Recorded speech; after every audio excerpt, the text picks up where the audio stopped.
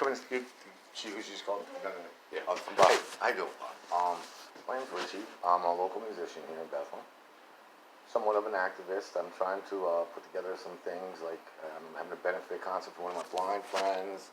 I'm trying to put together a community center in Allentown. Allentown's a real desperate city, shall we say, so far. So I try, I'm doing my best to serve my community. My idol's Jesus, so I'm trying to be as much like he does as I can. Dogs are barking. What I want now, all right. Basically, every church, and maybe this can't happen here, but maybe you can point me in the right direction. You seem like a good guy. The business model for AA and NA. Mm-hmm. Here you got people that are suffering, mm-hmm. and they come into churches, and for an hour or once or twice a week, they mm-hmm. sit and they tell each other stories, mm-hmm. and somehow that heals them. That's better for them. That somehow gets them on the right path.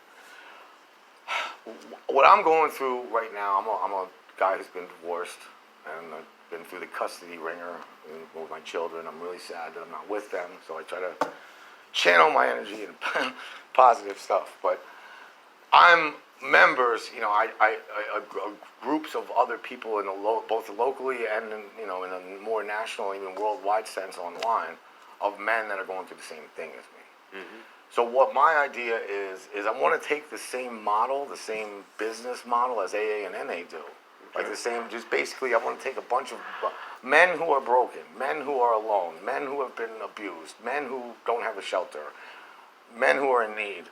I want to try to start having meetings so that they can anonymously come and do the same thing, but instead of being addicted to heroin or drugs or alcohol, you're dealing with your marital issues in maybe a positive manner. So I'm trying to find a church that will will get this idea and maybe go along with it. So I'm wondering if any of that makes any sense to you, or if there's maybe if not this church or someplace where I could do this. I don't even know, because I only have like 2 guys out there that would even come to a meeting, but I just want to try to see if this would work to help other people. Okay. So you're going to have to develop that plan somehow, a poster, get some ideas on paper, come up with a business model. Even if it's a nonprofit, you still need some type of business plan, and come back and present that plan to us and see what we can do for you. Very well. But that's something that you can. It sounds like you got a really good start. Mm-hmm. I think any type of service where we're dealing with folks' emotional issues and traumas is a good thing. Yes.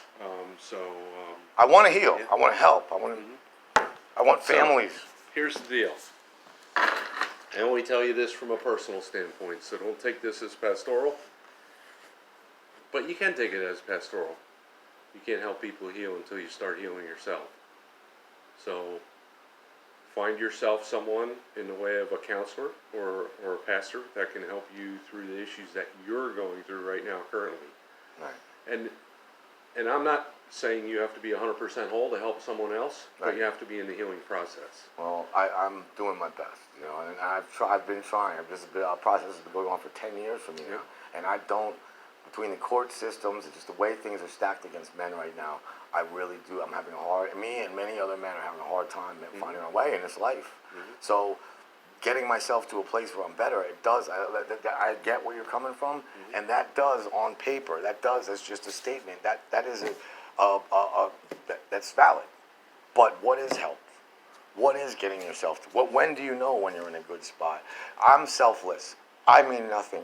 The next guy might be more important. And yes, from a biblical standpoint, the selfless part is important. But Jesus wants us to be healthy too, because what I said is true. We can't help other folks unless we're healthy ourselves. So there's nothing wrong with paying attention to getting healthy yourself and asking for resources. Do you have a counselor or someone that you can share with? I've gone through. To me, that's another racket. The whole Okay. psychological, then they put you go see a psychologist, then you have to see a doctor, you have to have health benefits, you have to go twice a week. In addition to the 2 jobs I have to work to support my family, I have to make it on Saturdays sometimes. And I go in and I pay all this money, $179 a session, and then I get told, I don't know, why don't you come back in 3 more days and we'll see if we can make it any better. Like, it's just this, I'm giving up on trying to get help the way I'm being told to get help, and I'm trying to get help from God by doing good things. So there are biblical folks who do counseling, and the court-appointed folks are just court-appointed folks. It doesn't mean you have to stay with them. I've been where you're at. I don't know exactly where your walk is. It took me 6 years to get divorced. I understand the racket of the courts. I understand the counseling issues. I understand the being without because you are forced to do things that are not healthy for you. Right. And they do not care about whether you have enough money to pay your rent. Or eat, or have health benefits. That's correct. It's funny, I can't afford health benefits, but if I don't go get help, I can't see my kids. You see, like, you can't win in this So situation. yes, you can. You can win in this situation. You can overcome, and it takes time. Again, you have to want to heal yourself first. I understand. All right. And I do want to heal myself. Are you working part-time jobs? No, well, I had a full-time job. I've just been recently laid off, and I'm Okay. thinking about relocating. Okay. And I work at night as a musician, so So one of the first things you want to do is get on medical assistance.